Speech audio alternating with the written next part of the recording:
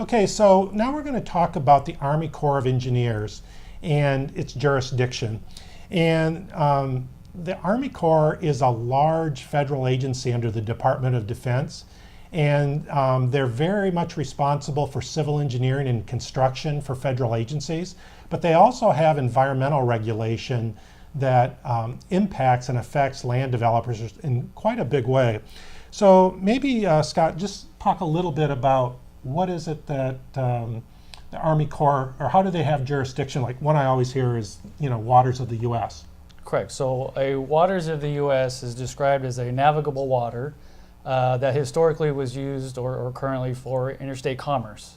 So it's kind of an odd term to use out here in California because we don't have a lot of navigable rivers here in California, but it is a federal issue that we still have to deal with. So the way that they've described it here in California, they actually have an arid Southwest manual that they use specifically for places like here in California, that they do consider those waters of the U.S. to be interstate commerce associated, but they also tie into tributaries of those drainages. So if water flows into, say, the Santa Ana River, anything tributary or branches off from that river would also be considered jurisdictional.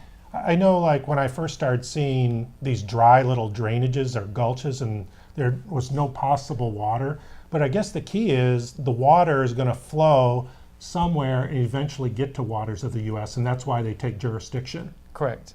And then, as we'll talk about with disconnected drainages, that's a different agency that will sometimes take jurisdiction. Correct. Okay, but I think in most cases, and this is really key, is I think they're referred to as blue lines that has been established by the Army Corps. Totally different. Totally different. So blue line drainages are established by the USGS. Okay. And they're on topographic maps. And they're specifically for topographic features that have something that looks like it could convey water. Okay, so sometimes I bring that up because I've heard this a lot, there's a blue line, but if you have a blue line, I might be concerned I have Army Corps jurisdiction. Correct. Okay, and then we talked a little bit about wetlands. What is a wetlands delineation report? I've heard of that.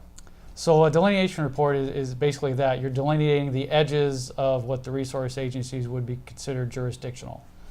So we would go out in the field and mark on a map where those edges are. But the one thing that a lot of our clients don't realize is the Army Corps of Engineers are required to prepare those reports. But because there's so many people that do them, we kind of become their extension of their department. So not only do we have to write them and prepare them, but they have to approve them.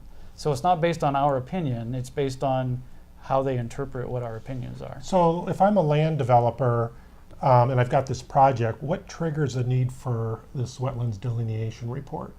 Basically, if you're going to fill or put any kind of grade over a drainage feature, that would trigger at least a consultation with the Army Corps. Okay, all right. So hopefully it gives a little bit of how and why they take jurisdiction, and we actually have something coming up next that we'll get into it a little bit closer.